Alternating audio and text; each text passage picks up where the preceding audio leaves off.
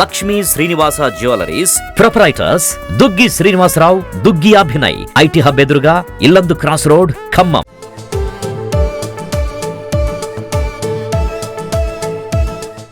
మనం ఎవరైనా చదువుకోవాలన్నా ఏదైనా చేయాలన్నా ఇది వెరీ కాస్ట్లీ. ఇప్పుడు మన తెలంగాణ రాష్ట్రం అనేది ఈరోజు ఆల్మోస్ట్ వాళ్ళు ఫస్ట్ స్టేజ్ లో ఉన్నదన్నమాట. అక్కడ మనం ఈరోజు మనకి ఎక్కువగా మనం లోకల్ గా మన మ్యానుఫ్యాక్చరింగ్ మేకింగ్ ఇండియా చేయగలుగుతున్నాము. అదే విధంగా అర్థాంతరంగా వారి యొక్క వైవాహిక బంధంలోంచి బయటికి పోవాల్సి ఉంటుంది. వాళ్ళకి తెలియకుండా వాళ్ళ అనుమతి ప్రపంచ దేశాలలో కూడా ఒక మహిళలందరికీ సరే ఎక్కడికక్కడికి దాన్నే తీ తలాక్ అంటారు.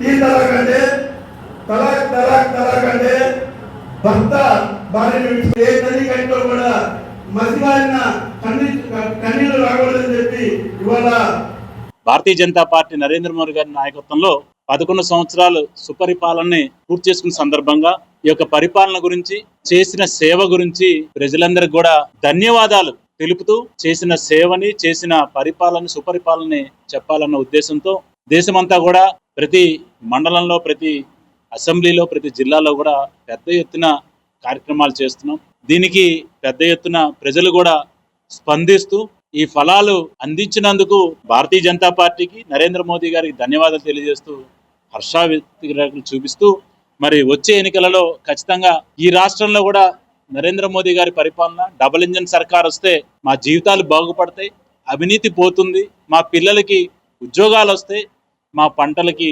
బీమా వస్తుంది, అదేవిధంగా మా ముసలోళ్ళకి మంచి ఆరోగ్య బీమా వస్తుంది అని చెప్పి ఈ రోజున ప్రజలందరూ కూడా ముక్త కంఠంతో నరేంద్ర మోదీ గారికి ధన్యవాదాలు తెలియజేస్తుంది. ఇది మా పార్టీ శ్రేణుల్లో కూడా మంచి సంతోషాన్ని, ఉత్సాహాన్ని మరింత పనిచేసే విధంగా మమ్మల్ని అందరూ కూడా ప్రోత్సహిస్తుంది. ఇది నరేంద్ర మోదీ పరిపాలన ఇలా ఉంటే మరి ఈ రాష్ట్రంలో 420 హామీలను ఇచ్చి కనీసం 4 హామీలను కూడా పూర్తిగా నెరవేర్చిన పరిస్థితి ఈ కాంగ్రెస్ పార్టీ రేవంత్ రెడ్డి నాయకత్వంలో ఈ రాష్ట్రం ఏ విధంగా ఇబ్బంది పడుతుందో ప్రజలందరూ కూడా చాలా ఆగ్రహవేశాలతో ఈరోజు ఉన్నారు.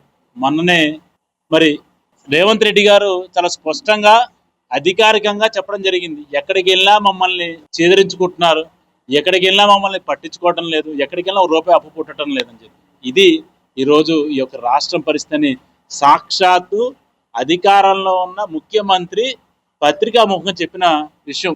ఇది ఇట్లా ఉంటే మరి ఈ జిల్లాకు వస్తే ఎంతో మొత్తం అందరూ కూడా పార్టీలకు అతీతంగా భారతీయ జనతా పార్టీ కావచ్చు, కాంగ్రెస్ కావచ్చు, ఇంకో టీడీపీ కావచ్చు, అందరూ కూడా చాలా చాలా ఆనందపడ్డాం.